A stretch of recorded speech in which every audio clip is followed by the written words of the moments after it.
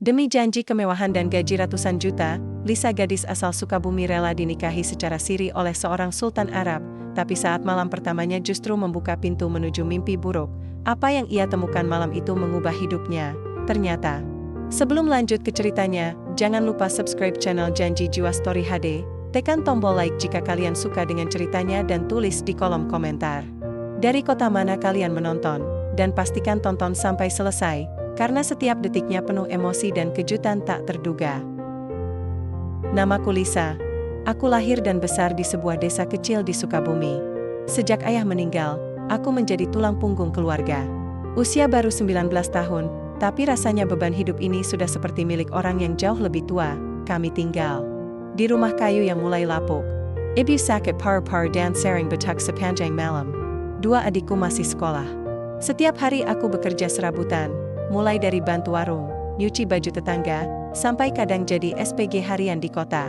Tapi semua itu tidak pernah cukup untuk membayar obat ibu atau membeli seragam sekolah baru buat adik-adikku. Sore itu, aku baru pulang dari pasar membawa beras 1 kilo. Langkahku berat, tapi aku tetap tersenyum melihat ibu duduk di teras meski wajahnya pucat. Di ruang tamu, ada seorang wanita asing. Pakaiannya mencolok.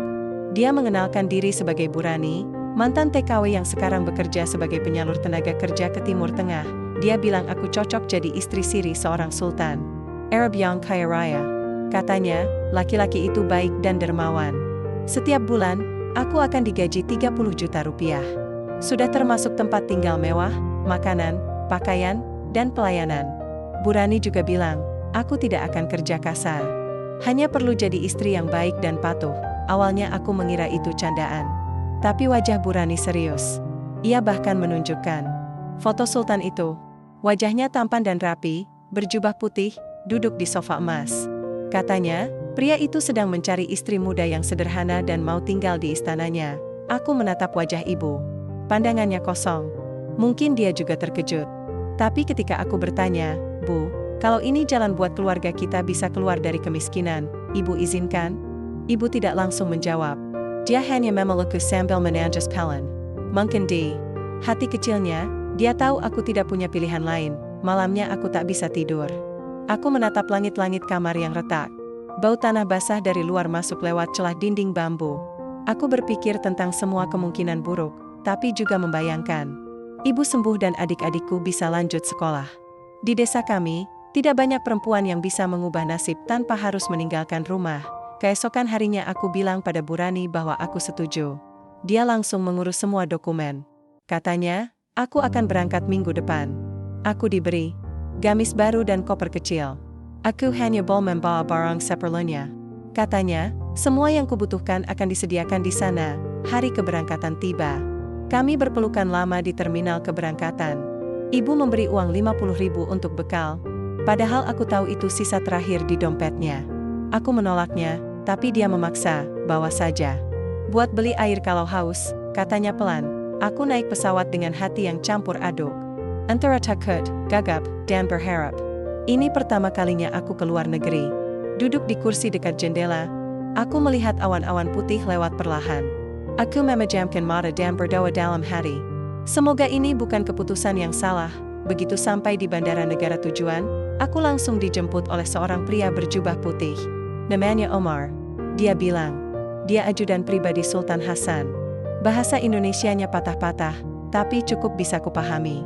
Aku dibawa naik mobil besar berwarna hitam. Di dalamnya ada pendingin udara, minuman dingin, dan kursi yang sangat empuk.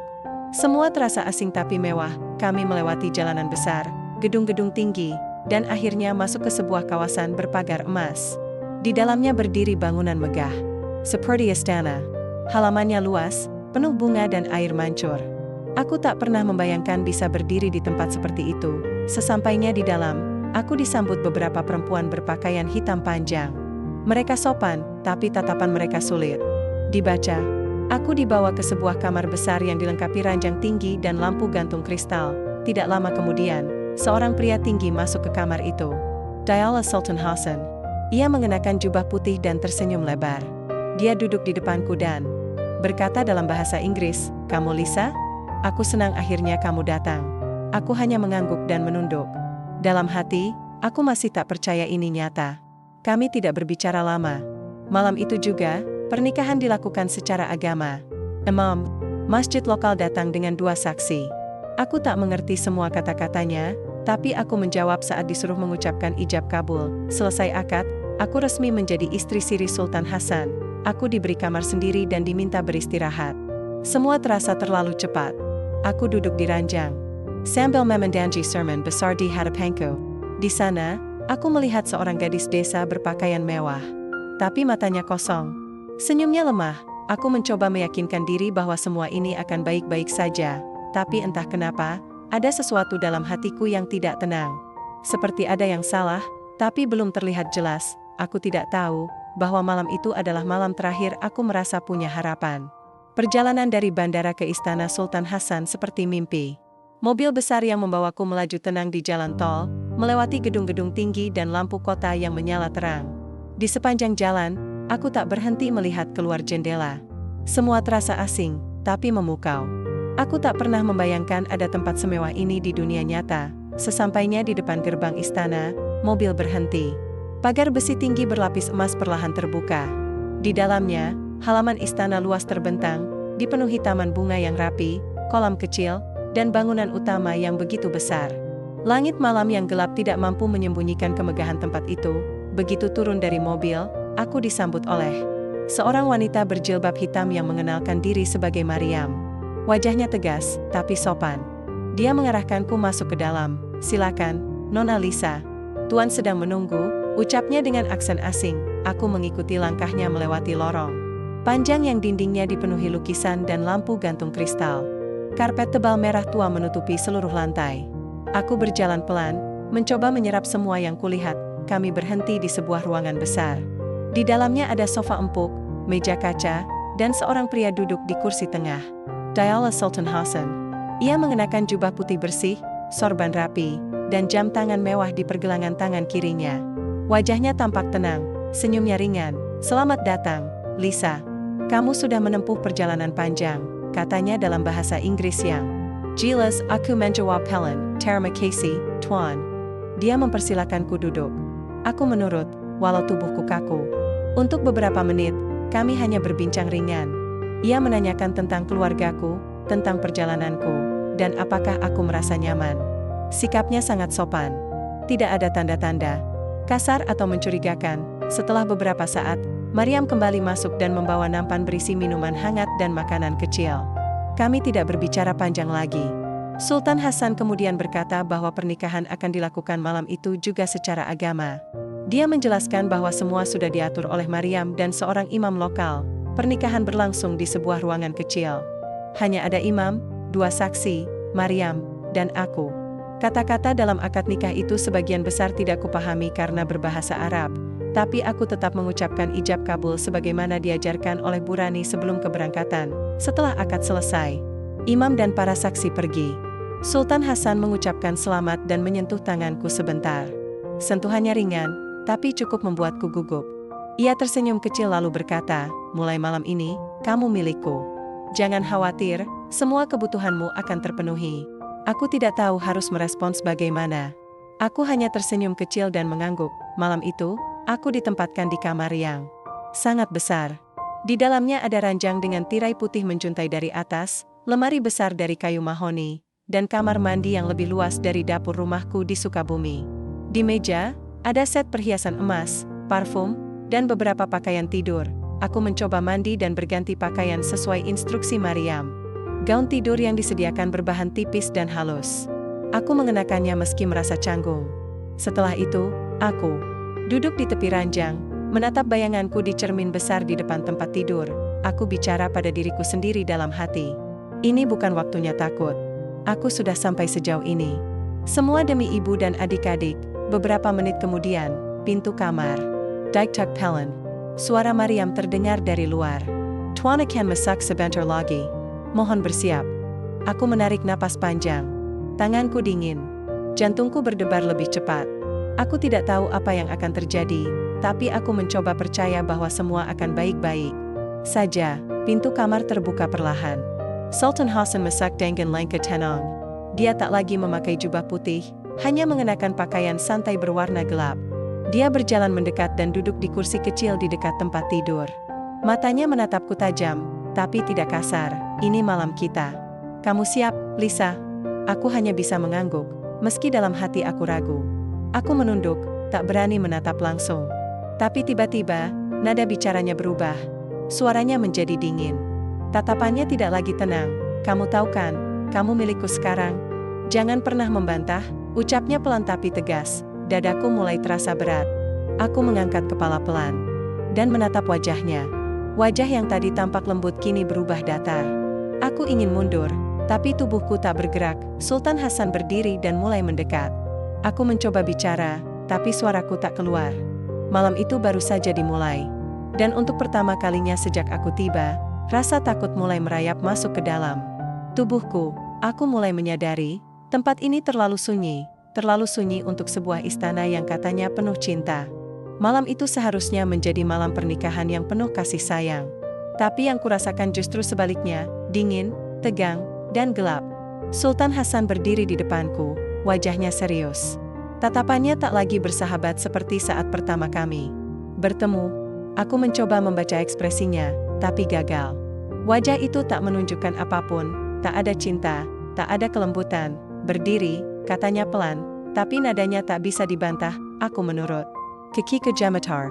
Pakaian tidur yang kupakai terasa tak mampu melindungi tubuhku dari rasa takut. Aku ingin bicara, ingin bertanya apakah kami bisa saling mengenal dulu. Tapi bibirku kaku. Tenggorokanku kering. Sultan mulai melangkah ke arahku. Dia memegang lenganku dengan kuat, terlalu kuat. Aku merenjes. Refleks, aku mundur selangkah. Tapi itu membuat wajahnya berubah. Dinjen, taksaka, jangan tolak aku. Kamu istriku sekarang. Di sini, semua harus tunduk, katanya sambil menarikku. Lebih dekat, aku menahan napas. Ingin melawan, tapi tak tahu harus bagaimana. Tubuhku kaku. Di kepalaku, suara ibu berputar-putar. Aku datang ke sini demi mereka. Demi keluarga. Tapi malam ini, aku merasa seperti bukan milikku sendiri. Sultan mendorongku ke tempat tidur. Tidak dengan lembut, tapi juga tidak sepenuhnya kasar. Tapi cukup untuk membuatku panik. Aku berkata pelan, nyaris seperti bisikan, "Tuan, saya belum siap." Dia tertawa kecil. Tawa yang tidak menyenangkan. Tidak ada kata belum siap di sini. Aku sudah membayar untukmu. Jangan membuatku marah. Aku terdiam. Kata-kata itu menempar keras, membayar untukku, hadaku rimak. Jadi semua ini? Bukan tentang cinta, bukan tentang pernikahan suci. Aku dibeli. Seperti barang, malam itu, aku kehilangan banyak hal. Harga diriku, keyakinanku, dan sebagian besar kepercayaanku pada manusia. Aku tidak akan menceritakan detail kejadian itu, karena aku sendiri tidak sanggup mengulangnya. Yang bisa aku katakan hanyalah, malam itu mengubahku. Secara fisik, aku masih utuh. Tapi batinku sobek. Setelah semuanya selesai, Sultan langsung pergi meninggalkanku sendirian di kamar. Tidak ada pelukan, tidak ada kata lembut, tidak ada terima kasih atau selamat malam. Hanya keheningan. Aku masih duduk di ranjang, tubuhku gemetar. Selamat kesut. Rambutku berantakan. Aku berjalan perlahan ke kamar mandi dan memandangi wajahku di cermin. Mata sembab, pipi pucat, bibir pecah. Aku tidak mengenali diriku sendiri. Lisa yang ceria di desa sudah tidak ada. Yang tersisa hanya seorang perempuan yang merasa seperti tawanan di balik dinding emas. Air mata mulai jatuh, satu persatu. Aku berjongkok di sudut kamar mandi dan menangis. Bukan hanya karena sakit, tapi juga karena kecewa. Harapan yang selama ini kugenggam, tentang kehidupan baru, tentang kebahagiaan, hancur malam itu. Aku tidak tahu berapa lama aku menangis. Sampai akhirnya aku tertidur di lantai kamar, hanya beralaskan handuk dan dinginnya keramik. Keesokan paginya, sinar matahari masuk lewat jendela besar. Aku bangun dengan kepala berat. Seluruh tubuhku lemas. Tapi aku tetap berdiri dan berpakaian. Miriam datang membawa sarapan. Dia tidak menanyakan apapun, hanya menaruh nampan di atas meja lalu pergi. Aku duduk, menatap roti dan teh hangat di depanku. Tak ada selera, tapi aku memaksakan diri untuk makan. Aku butuh tenaga. Hari ini, aku harus mulai menata pikiran. Aku tidak bisa pulang sekarang. Tidak bisa lari. Tapi aku juga tidak bisa terus-menerus hancur. Sore harinya, Sultan datang lagi. Kali ini dia membawa hadiah, kalung emas, tas bermerek, dan satu ponsel baru. Sebagai bentuk rasa sayangku, katanya. Seolah-olah kejadian semalam tidak pernah terjadi, aku tersenyum kecil, palsu. Aku menerimanya karena tidak punya pilihan. Tapi di dalam hati, aku mulai menyusun jarak. Aku harus hati-hati. Aku tidak bisa mempercayainya. Beberapa hari berikutnya, berjalan datar.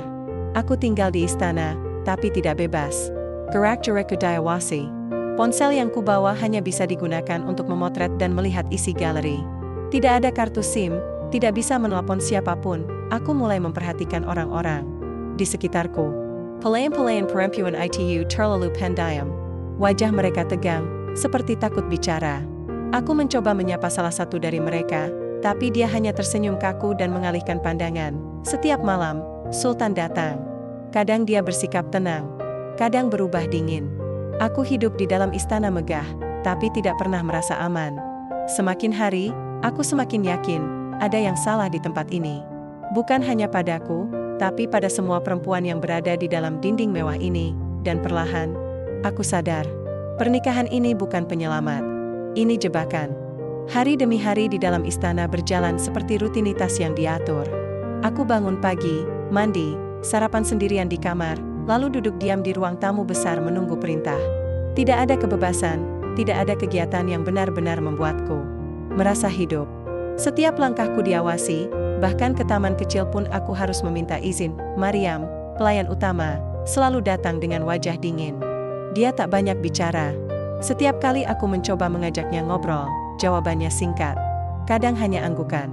Kadang malah hanya senyuman tanpa suara.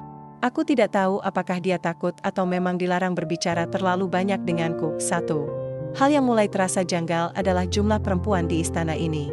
Aku pernah melihat 4-5 perempuan lain, semuanya berjilbab hitam panjang, selalu menunduk, dan tak pernah bersuara. Mereka bergerak cepat dan nyaris tanpa suara. Saat aku menatap mereka lebih dari 3 detik, mereka langsung mengalihkan pandangan. Aku penasaran. Siapa mereka? Apakah mereka juga istri sultan? Atau pelayan? Tapi cara mereka berpakaian terlalu rapi untuk disebut pelayan biasa, dan terlalu tertutup untuk disebut istri. Satu hari, aku memberanikan diri bertanya pada Mariam, perempuan-perempuan yang sering lewat di lorong itu, siapa mereka? Dia menunduk. Mereka bagian dari rumah ini. Apakah mereka juga istri?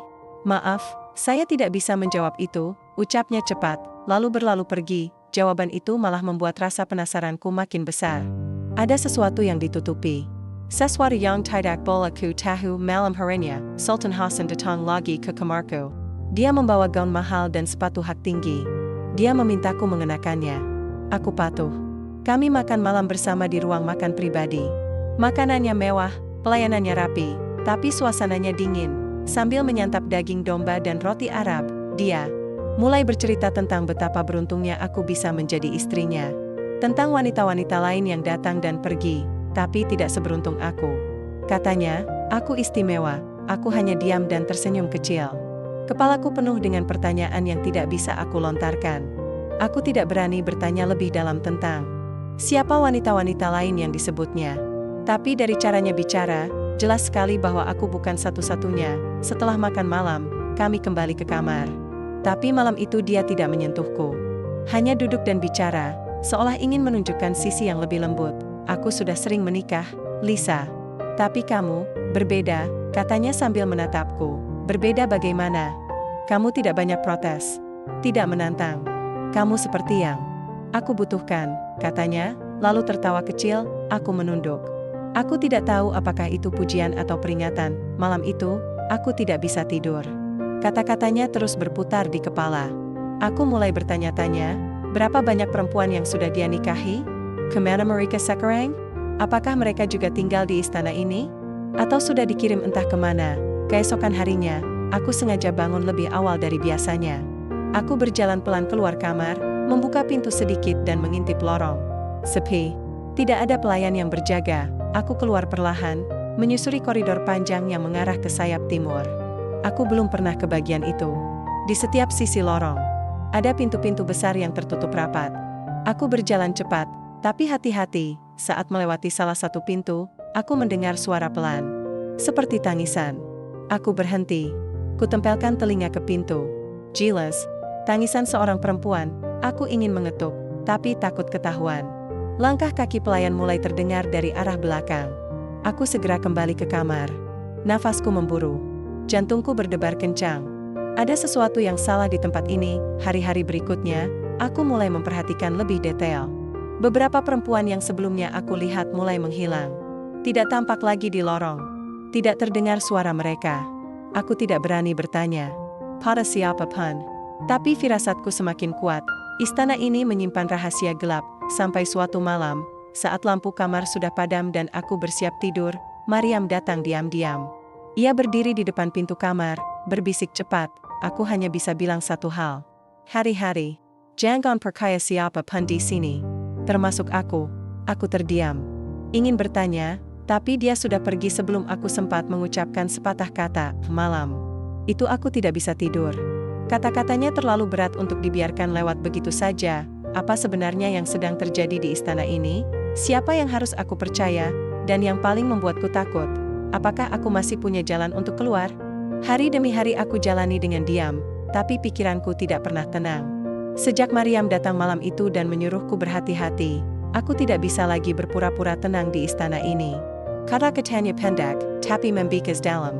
Aku tidak tahu, apakah dia ingin menolongku atau justru mempermainkanku. Tapi satu hal yang pasti, aku tidak bisa terus menunggu dan berharap semuanya akan baik-baik saja. Aku mulai memperhatikan setiap sudut istana, setiap orang, setiap langkah mereka. Aku mengketat dalam hati, siapa yang sering keluar masuk, jam-jam ketika istana paling sepi, dan lorong-lorong mana yang jarang dijaga. Aku tidak bisa bertanya, jadi aku hanya bisa mengandalkan pengamatan. Satu siang, saat cuaca panas dan Sultan tidak berada di istana, aku berpura-pura ingin ke taman belakang.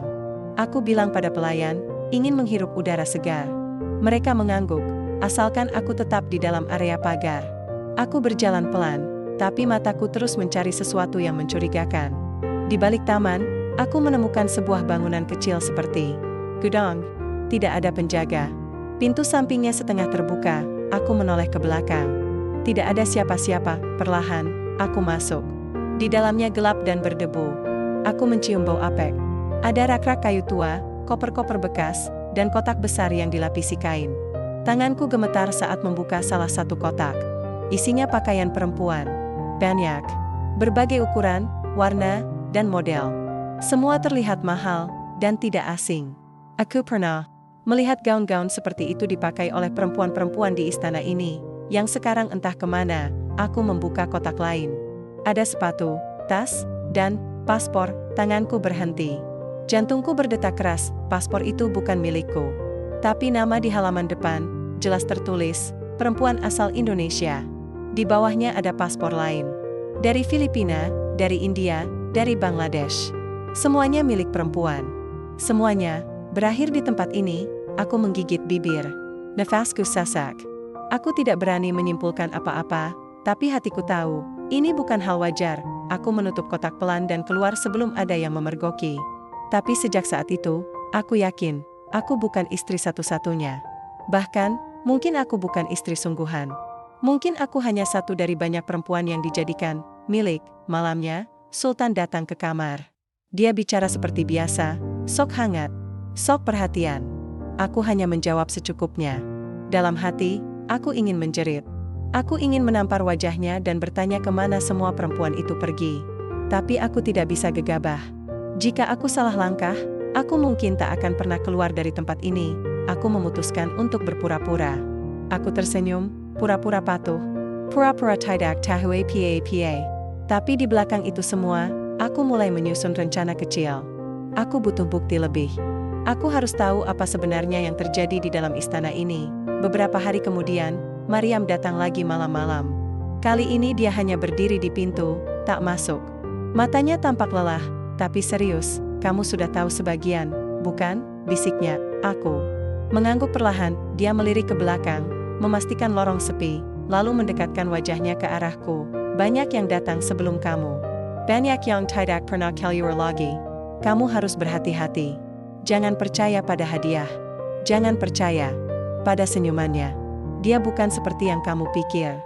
Apa yang terjadi pada perempuan-perempuan itu? Bisikku. Menahan napas, Mariam menelan ludah. Sebagian dijual. Sebagian disekap. Sebagian hilang begitu saja. Tebuka lemes. Aku ingin menangis, tapi tidak bisa. Aku mau keluar dari sini, kataku pelan. Mariam menatapku, lama, belum sekarang. Tapi aku akan bantu. Satu-satunya jalan keluar adalah saat dia lengah. Aku akan beri tanda. Tanda apa? Dia tidak menjawab. Hanya mengangguk, lalu pergi cepat sebelum ada yang melihat. Aku mengunci pintu kamar dan terduduk di lantai. Mataku jatuh. Bukan karena takut, tapi karena merasa dikhianati oleh harapan yang kubangun sendiri. Ternyata kemewahan ini cuma tirai. Di baliknya ada kegelapan yang sudah menelan banyak perempuan sepertiku. Aku melihat ponsel yang pernah diberikan. Sultan. Masih tidak ada kartu. Tidak bisa menghubungi siapapun. Aku mencoba membuka aplikasi kamera dan memotret lemari, jendela, bahkan sudut kamar. Aku tidak tahu untuk apa.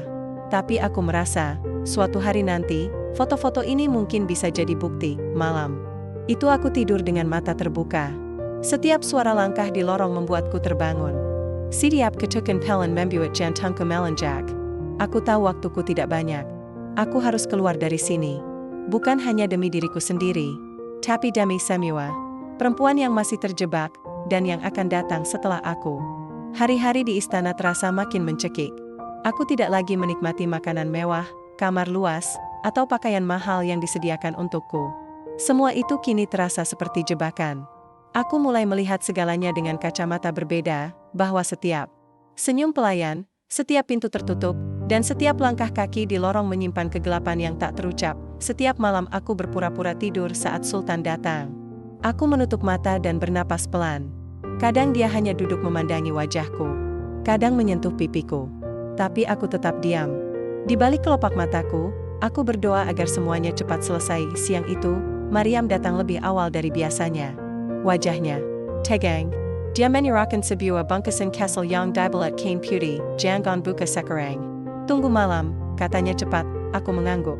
Tidak bertanya, tidak bicara. Kami sama-sama tahu ini bukan saatnya berdebat. Begitu dia pergi, aku menyembunyikan bungkusan itu di balik bantal. Saat malam tiba, setelah memastikan semua sepi, aku membuka bungkusan itu. Isinya, satu flash disk kecil berwarna hitam dan secari kertas yang hanya berisi satu kalimat. Colokan ke laptop di ruang kerja Sultan.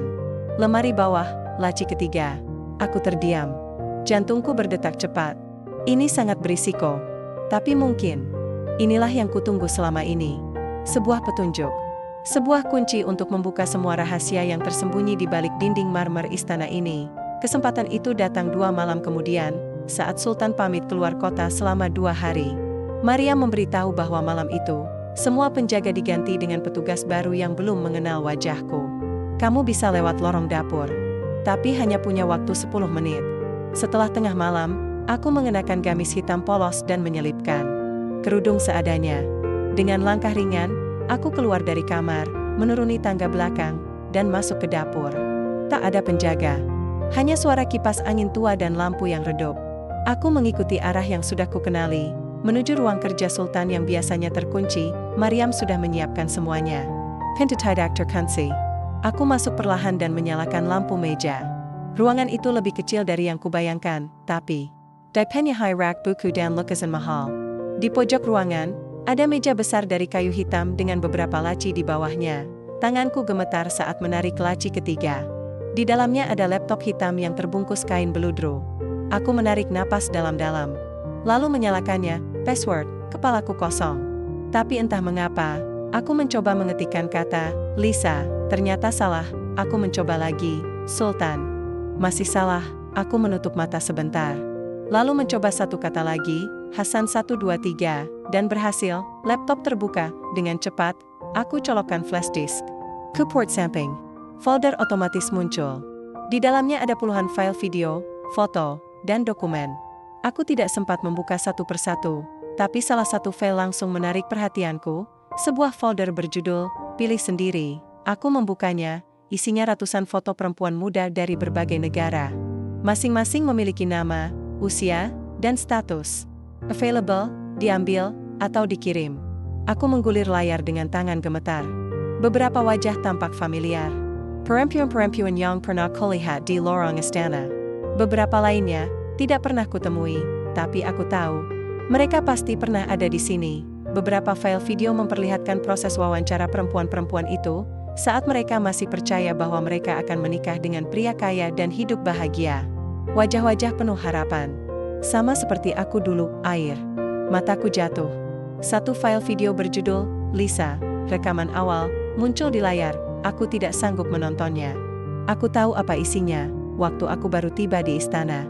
Waktu aku masih percaya bahwa semua ini adalah berkah, aku memindahkan semua isi flash disk ke desktop laptop. Lalu mengambil flash disk itu kembali dan mematikannya. Saat aku hendak keluar, langkah kaki terdengar dari luar ruangan. Panik, aku mematikan lampu meja dan bersembunyi di balik sofa. Nafasku tercekat, pintu terbuka perlahan. Mariam, dia masuk cepat dan berbisik, "Cepat, ikut aku." Ada yang mencurigai kamar ini terbuka.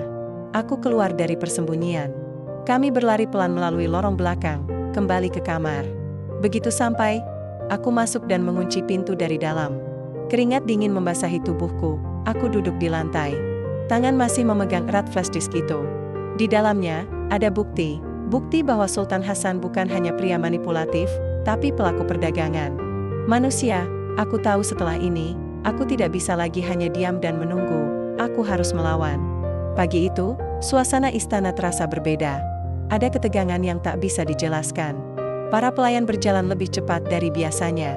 Beberapa penjaga berbicara dalam bahasa Arab dengan suara keras. Saat aku lewat di lorong, mereka menatapku sekilas, bukan tatapan biasa. Ada curiga. Ada tanda tanya, aku langsung sadar. Mereka tahu seseorang telah membuka ruang kerja Sultan semalam, aku berusaha tetap tenang. Berjalan seperti biasa ke ruang makan dan duduk menyentuh sarapan yang tak sanggup kutelan. Mariam datang dengan wajah dingin, kali ini tidak bicara sepatah kata pun.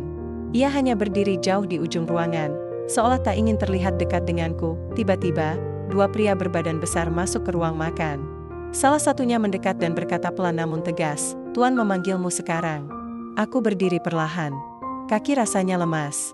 Tapi aku tahu, menolak bukan pilihan. Aku dibawa ke ruangan yang berbeda dari biasanya. Bukan ke ruang kerja, tapi ke sebuah ruangan bawah tanah yang belum pernah kulihat. Lampunya remang, temboknya tebal, dan udara di dalamnya dingin. Sultan Hasan duduk di depan meja. Tidak ada senyum. Tidak ada basa-basi. "Lisa," katanya pelan, "kamu masuk ke ruangku tadi malam." Aku menunduk. "Tidak, Tuan." Dia mencetakkan jarinya ke meja. Wajahnya tetap datar, kunci laptopku ditemukan berpindah. Seseorang membuka file pribadi. Hanya orang dalam yang bisa melakukannya. Aku tidak menjawab. Dia berdiri, lalu berjalan perlahan mendekatiku. "Kalau kamu menyentuh sesuatu yang bukan milikmu, konsekuensinya berat, Lisa." Aku menahan napas. Flash disk itu kusimpan dalam lubang rahasia di bawah lantai kamar, di balik karpet. Tapi jika mereka menggeledah, semuanya bisa berakhir. Dia menatapku lama, lalu memberi isyarat kepada penjaga. Bawa dia kembali ke kamar. Jangan izinkan keluar sampai aku bilang. Aku dibawa kembali. Tapi kali ini, pintu kamarku dikunci dari luar. Jendelanya ditutup rapat. Tidak ada akses keluar. Tidak ada makanan. Tidak ada air. Hari mulai berganti malam. Perutku kosong. Pikiranku berputar terus. Aku mulai sadar bahwa waktuku tidak banyak. Aku harus bertindak sebelum mereka memutuskan untuk membungkamku seperti perempuan-perempuan sebelumnya. Saat tengah malam, terdengar ketukan kecil dari arah lemari. Aku mendekat dengan cepat. Papan di lantai bergerak pelan, dan dari celah sempit, Mariam muncul. "Aku hanya punya satu kesempatan. Sekarang atau tidak sama sekali," katanya cepat. "Bawa ini." Dia menyodorkan selembar tiket dan paspor baru atas namaku. "Penerbangan jam 5 pagi. Aku sudah siapkan kendaraan. Tapi kamu harus keluar lewat ruang cuci." Aku tak sempat banyak bertanya. Aku hanya memeluknya erat. "Kenapa kamu bantu aku sejauh ini?" Wajah Mariam pucat, tapi matanya basah. "Karena aku dulu seperti kamu." Dia lalu menghilang lewat celah rahasia. Aku tak ingin tahu lebih jauh tentang masa lalunya, tapi aku tahu satu hal. Mariam adalah satu-satunya alasan aku masih hidup sampai hari ini. Aku segera mengemasi tas kecil. Flash disk dan foto-foto yang diam-diam kuambil beberapa hari terakhir kuselipkan dalam bra. Aku mengenakan gamis gelap dan menyamar dengan kerudung panjang. Tepat pukul 3 pagi, pintu lemari bergeser lagi. Mariam muncul dan memandu jalanku melewati lorong bawah tanah yang sempit, lembab, dan gelap. Di ujung lorong, ada pintu besi yang terhubung ke ruang cuci. Dari sana, aku harus berjalan kaki ke gerbang belakang, di mana sebuah mobil sudah menunggu. Tapi saat kami hampir sampai, suara alarm berbunyi, kami saling menatap. Mariam mendorongku kuat, lari. Sekarang, aku berlari secepat yang bisa kulakukan. Di belakangku, suara langkah kaki menjejar. Nafasku tersenggol. Aku tidak menoleh. Sampai akhirnya kulihat cahaya lampu mobil di depan, seorang pria tua turun. Dan membukakan pintu belakang. Masak. Cepat. Aku melompat masuk. Pintu tertutup. Mobil melaju kencang menembus gerbang kecil yang terbuka sedikit. Di belakangku, suara teriakan makin lama makin jauh. Aku menangis. Tapi bukan karena takut.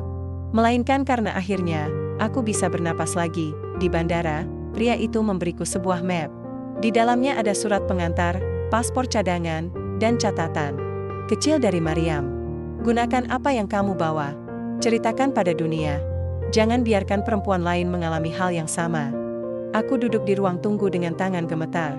Di dalam tasku, ada bukti. Bukti kejahatan seorang sultan yang selama ini hidup di balik nama besar dan kekayaan. Tapi ini belum akhir. Ini baru awal, aku belum aman, tapi aku sudah bebas. Bandara saat subuh terasa dingin, tapi entah kenapa, peluh membasahi punggungku. Aku duduk di sudut ruang tunggu, mengenakan jaket lusuh dan kerudung gelap. Sesekali aku melihat sekeliling, memastikan tak ada yang mencurigakan. Jantungku belum juga tenang, meski sudah jauh dari istana itu. Penerbanganku menuju Kuala Lumpur baru akan berangkat 1 jam lagi. Waktu yang cukup untuk menyusun napas, tapi tidak cukup untuk meredakan kekacauan di pikiranku. Tanganku menggenggam erat tas kecil yang berisi semua bukti. Flash disk, paspor perempuan lain, foto-foto, dan catatan Mariam. Semua itu jadi beban sekaligus harapan. Aku sempat berpikir, mungkin lebih aman kalau aku buang semua barang itu dan melanjutkan hidup seolah-olah tak pernah terjadi apa-apa. Tapi wajah-wajah perempuan yang kulihat di file laptop Sultan terus muncul di benakku. Suara tangis dari balik pintu tertutup. Tatapan mata pelayan yang kosong. Aku tidak bisa diam. Setelah mendarat di Kuala Lumpur, aku transit dan langsung mengambil penerbangan ke Jakarta. Saat pesawat mendarat, aku tidak langsung lega.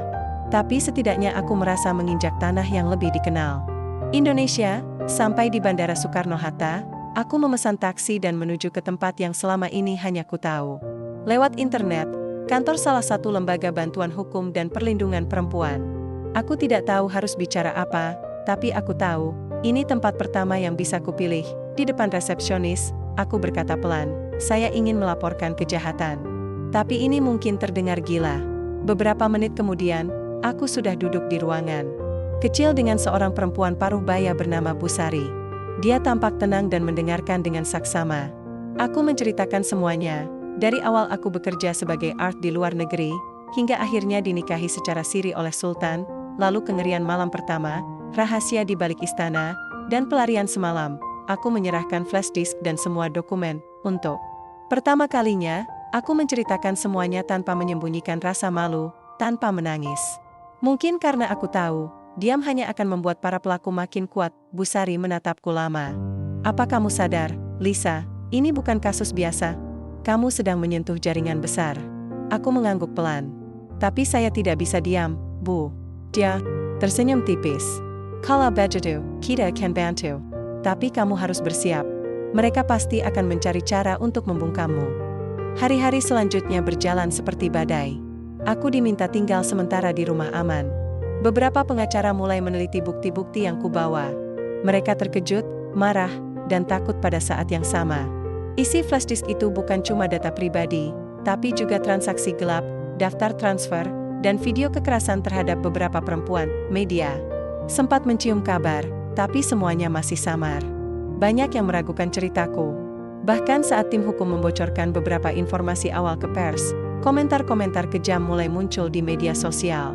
Mereka menyebutku pembohong, Mara Dewadan, istri gagal yang sakit hati. Aku hanya bisa membaca komentar-komentar itu dengan hati perih. Mereka tidak tahu apa yang sebenarnya terjadi di balik dinding emas istana itu. Mereka hanya melihat dari luar, dan seperti biasa, lebih mudah menyalahkan perempuan. Tapi aku tidak sendiri. Perempuan-perempuan lain mulai muncul. 2 dari Filipina, 1 dari Sri Lanka. Mereka membaca berita dan mengenal pola yang sama. Salah satu dari mereka menghubungi lembaga tempatku tinggal. Ceritanya tak jauh berbeda dariku. Dipinang, dijanjikan kemewahan, lalu dipaksa tunduk dalam sistem perbudakan modern. Perlahan, kami mulai membentuk keberanian bersama. Kami tahu, satu suara mungkin bisa dibungkam. Tapi banyak suara akan lebih sulit dipatahkan, tim hukum menyiapkan laporan ke PBB dan organisasi internasional lain yang fokus pada perdagangan manusia. Kasus ini mulai mendapat perhatian. Tapi di sisi lain, tekanan dari pihak Sultan juga semakin besar.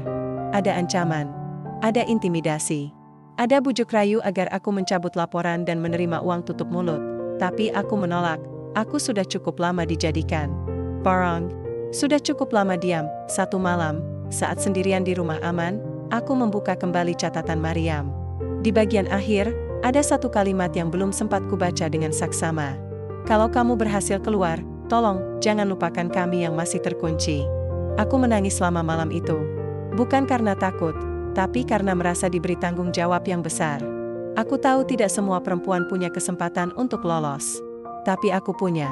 Dan aku harus menjadikannya berarti. Aku tak pernah membayangkan wajahku akan muncul di layar televisi, bukan sebagai selebriti, bukan juga sebagai korban kriminal biasa, tapi sebagai perempuan yang memilih melawan. Bukan untuk mencari sensasi, tapi untuk menyuarakan kebenaran. Yang selama ini dibungkam oleh kuasa, uang, dan ketakutan.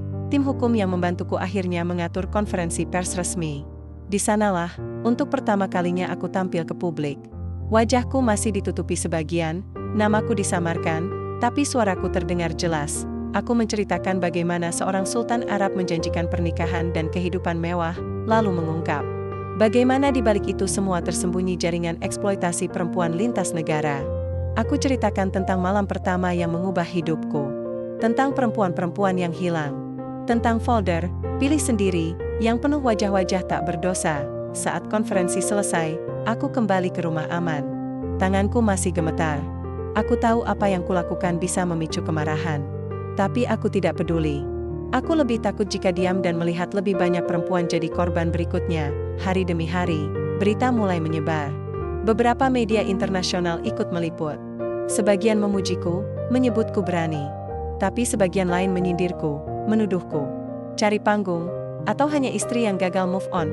Komentar-komentar pedas terus bermunculan. Kenapa baru ngomong sekarang? Pasti karena tidak dikasih harta sesuai janji.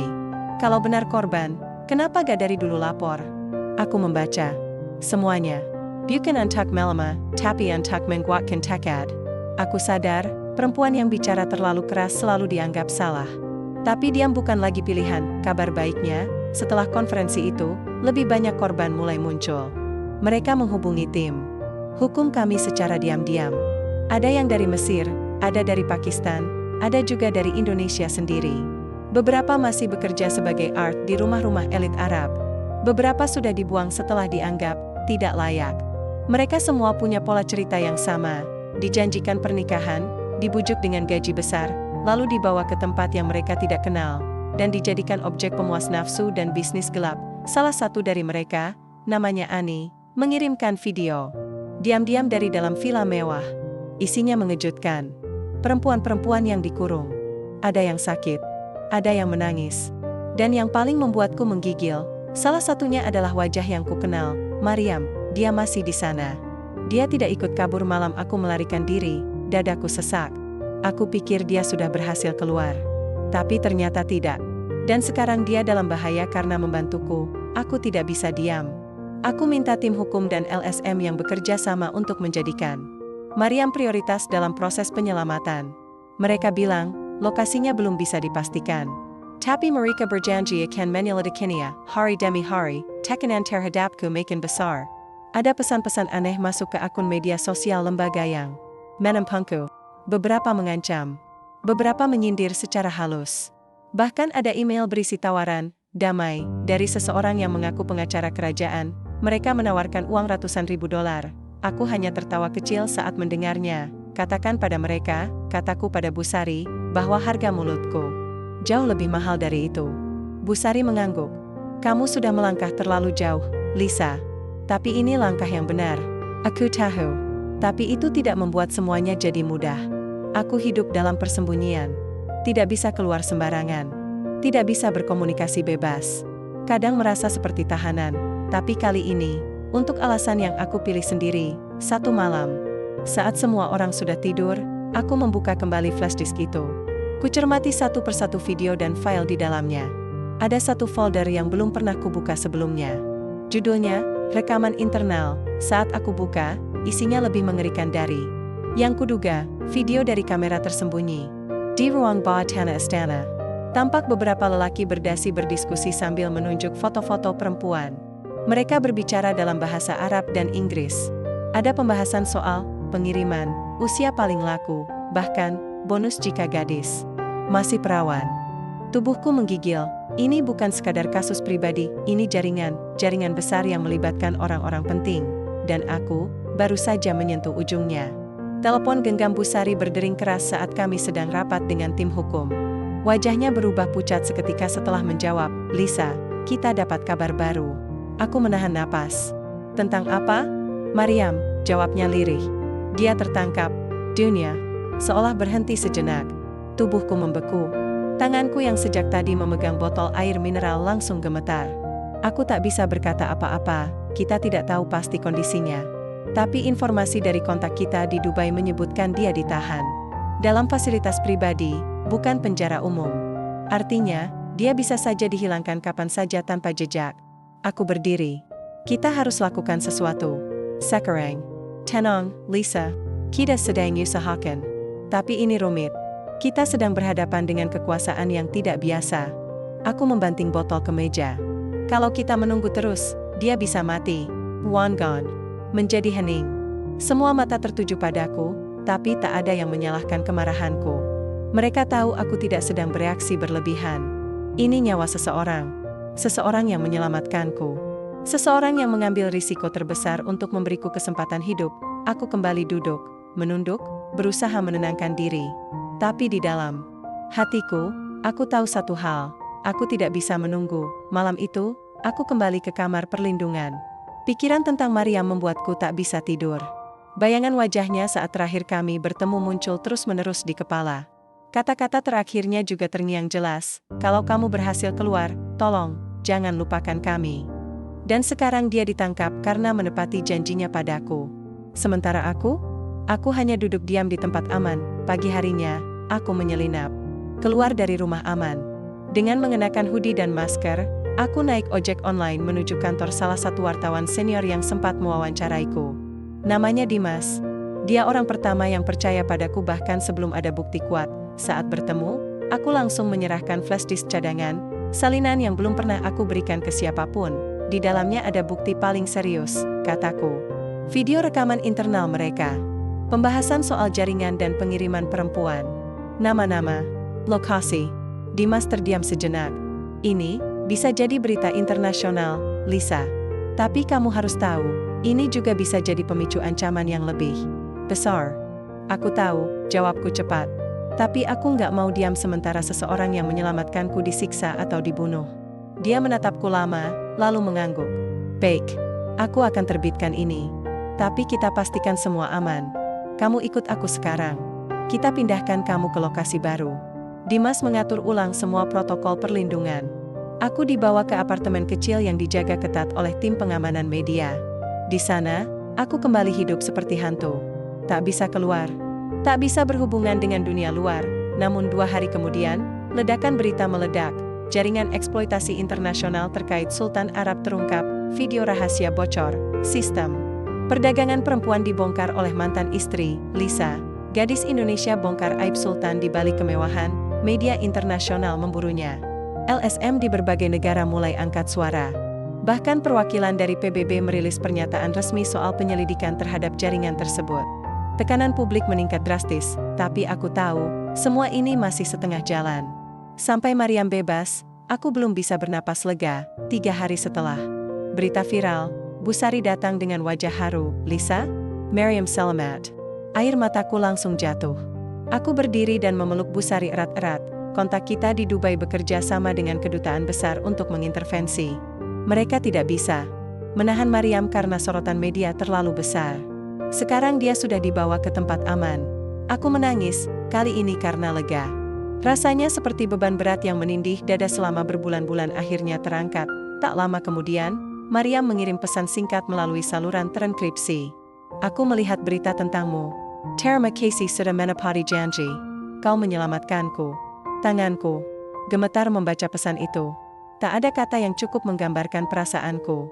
Tapi aku tahu, mulai hari itu, hidupku tidak lagi sama. Aku bukan lagi gadis desa yang tergoda janji kemewahan. Aku bukan lagi korban, aku sekarang adalah saksi, pejuang, dan suara dari mereka yang selama ini dibungkam. Namaku kini dikenal oleh orang-orang yang bahkan tak kukenal. Banyak yang memanggilku pejuang, korban yang berani, bahkan pahlawan perempuan. Tapi di balik semua pujian dan sorotan kamera, aku tahu, aku masih Lisa, gadis asal Sukabumi, yang dulu hanya ingin menyelamatkan keluarga dari kemiskinan. Kehidupanku berubah total.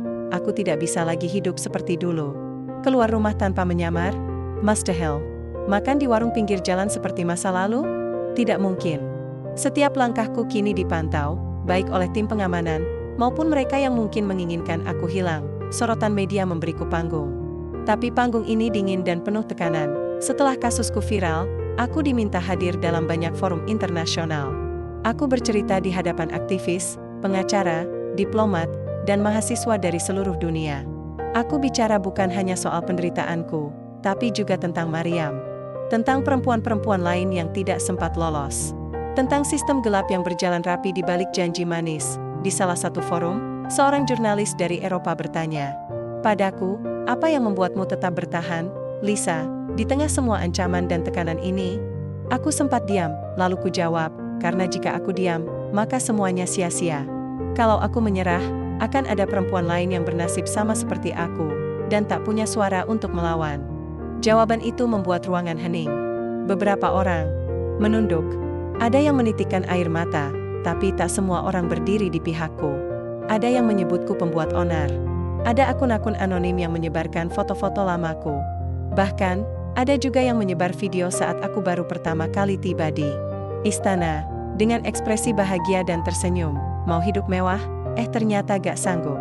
Drama aja, tulis salah satu komentar pedas. Awalnya aku marah, sakit hati. Tapi lama-lama aku sadar, sebagian orang memang tidak akan pernah memahami kenyataan di balik cerita yang mereka lihat sepenggal. Mereka hanya ingin menghakimi, tanpa tahu luka yang kupikul. Untungnya, aku tidak sendiri. Mariam masih terus berkomunikasi denganku. Meski berada di negara berbeda dan masih dalam perlindungan, ia aktif membantu tim hukum sebagai saksi. Hubungan kami semakin kuat. Bukan hanya sebagai sesama penyintas, tapi juga sebagai saudari dalam perjuangan. Satu malam, saat duduk sendiri di balkon apartemen tempat tinggalku yang baru, aku merenung lama. Di bawah cahaya lampu kota, aku berpikir, bagaimana jika waktu itu aku tidak kabur? Bagaimana jika aku memilih tetap diam, menikmati sedikit kenyamanan, lalu perlahan menjadi seperti mereka yang menyerah? Aku bergidik, aku tahu, hidupku tidak akan pernah kembali seperti semula. Tapi setidaknya, sekarang aku hidup dengan cara yang benar. Aku menggunakan suaraku untuk mereka yang tak bisa bersuara. Aku menggunakan pengalamanku bukan untuk dikasihani, tapi untuk membuka mata dunia. Pagi harinya, aku mendapat telepon dari Bu Sari. Lisa, ini penting. Salah satu pelaku jaringan itu ditangkap di Filipina. Ia mengaku bagian dari sindikat yang sama dengan Sultan Hasan. Pengakuannya menyebut kamu dan flash disk yang kamu bawa sebagai alasan utama jaringan ini mulai runtuh. Aku terdiam. Bukan karena takut, tapi karena sadar, perjuanganku mulai membuahkan hasil. Kasus ini akan dibawa ke mahkamah internasional. Mereka ingin kamu hadir sebagai saksi utama. Jantungku berdegup keras. Aku, seorang perempuan desa, duduk memberi kesaksian di meja pengadilan dunia? Rasanya tidak nyata. Tapi inilah kenyataan yang harus kuhadapi. Aku tahu, melangkah ke sana berarti membuka semua luka lagi. Mengulang kembali rasa sakit yang mungkin belum benar-benar sembuh. Tapi aku siap, karena ini bukan lagi tentang aku, ini tentang keadilan yang lebih besar, tentang perempuan yang sudah lama dibungkam oleh sistem, budaya, dan kekuasaan, tentang suara kecil dari sudut Indonesia yang akhirnya mengguncang meja para petinggi dunia. Ruangan itu lebih sunyi dari kuburan. Di depanku, barisan hakim duduk dengan toga gelap, mengamati setiap gerak-gerikku. Di sampingku, tim pengacara dari berbagai negara membuka berkas-berkas. Kamera siaran internasional merekam setiap detik. Dan di belakang ruang sidang, ada puluhan wartawan, aktivis, serta beberapa korban yang wajahnya ku tahu betul. Aku menarik napas dalam. Ini bukan sekadar ruang sidang. Ini panggung terakhir untuk kebenaran yang selama ini dikubur dalam diam, ancaman, dan kekuasaan. Silakan, Lisa. Ceritakan yang sebenarnya, ucap hakim perempuan berkebangsaan Belanda itu. Tanganku menggenggam mikrofon kecil. Suaraku hampir tak keluar saat mulai bicara. Tapi aku paksakan. Saya Lisa, asal Sukabumi, Jawa Barat, Indonesia. Saya pernah bekerja sebagai asisten rumah tangga di negara Arab. Saat itu, saya ditawari pernikahan oleh pria yang mengaku sebagai Sultan Hassan. Ia menjanjikan kehidupan mewah dan gaji besar untuk keluarga saya. Kalimat demi kalimat keluar, perlahan tapi pasti, aku menceritakan segalanya. Malam pertama yang penuh tekanan. Kotak penuh paspor perempuan asing. Video-video rekaman dari laptop sang sultan. Ancaman, penguncian, dan bagaimana aku melarikan diri dengan bantuan Mariam. Sesekali aku harus berhenti sejenak karena tenggorokanku tersgat. Tapi setiap kali aku hampir runtuh, aku melihat ku arah Mariam yang duduk di barisan saksi. Dia mengangguk pelan, memberi kekuatan. Saya mungkin beruntung bisa kabur. Tapi ratusan perempuan lain tidak. Mereka tidak punya kesempatan. Tidak punya suara. Hari ini, saya berdiri di sini untuk mereka. Ruangan kembali sunyi saat aku menyelesaikan kesaksian, lalu layar besar di ruang sidang menampilkan video dari flash disk, rekaman para pria berdasi memilih foto-foto perempuan sambil tertawa dan menetapkan harga. Beberapa hakim menunduk. Seorang jurnalis menutup mulutnya, terkejut. Ada yang menangis pelan. Tidak butuh waktu lama untuk dunia mengerti bahwa ini bukan sekadar kisah pribadi. Ini jaringan kejahatan. Terorganizer, terlindungi, dan aku telah memecah lapisan paling gelap dari kekuasaan mereka. Hari itu, kesaksianku jadi pemberitaan utama di berbagai negara. Beberapa negara menyatakan akan membuka penyelidikan. Sebuah ngo besar mengusulkan hari peringatan internasional untuk korban pernikahan paksa berkedok kemewahan, tapi bukan berarti semuanya mudah setelah itu. Sore setelah persidangan, pengacaraku menerima surat ancaman. Surat itu tidak ditandatangani. Tapi isinya jelas, jika aku terus bicara, akan ada konsekuensi. Kamu bisa mundur, Lisa, kata Busari malam itu. Kamu sudah melakukan lebih dari cukup. Tapi aku menggeleng. Kalau aku mundur sekarang, semuanya sia-sia. Aku akan terus bicara sampai tidak ada lagi perempuan yang dijual dengan janji pernikahan. Malamnya, aku duduk sendirian di balkon penginapan kecil dekat Den Haag. Udara musim semi menusuk tulang, tapi aku tetap di sana. Diam. Mengingat semua yang sudah kulalui, aku teringat saat pertama kali menginjak bandara Arab itu dengan hati penuh harapan. Teringat malam pertama yang menyakitkan. Teringat suara Mariam saat berkata, jangan percaya senyumannya. Dan sekarang, aku di sini. Bukan lagi sebagai korban, tapi sebagai saksi. Suara, perlawanan, keesokan harinya, saat hendak kembali ke Indonesia, aku disambut pelukan oleh dua perempuan muda dari Nepal dan Myanmar yang baru pertama kali aku temui. Suaramu bikin kami kuat, kata salah satu dari mereka sambil menangis. Aku memeluk mereka erat. Tak ada kata-kata lain yang perlu diucapkan. Sesampainya di Jakarta, aku kembali ke rumah perlindungan. Wartawan sudah menunggu di luar pagar, tapi aku memilih masuk lewat pintu belakang. Aku tidak butuh pujian. Aku hanya ingin satu hal, agar perempuan tidak lagi jadi korban impian palsu. Minggu berikutnya, undangan berdatangan. Dari universitas, komunitas perempuan, hingga instansi pemerintah. Mereka memintaku bicara, membagikan pengalaman. Bukan karena aku punya gelar atau jabatan, tapi karena aku pernah jatuh, dan memilih bangkit.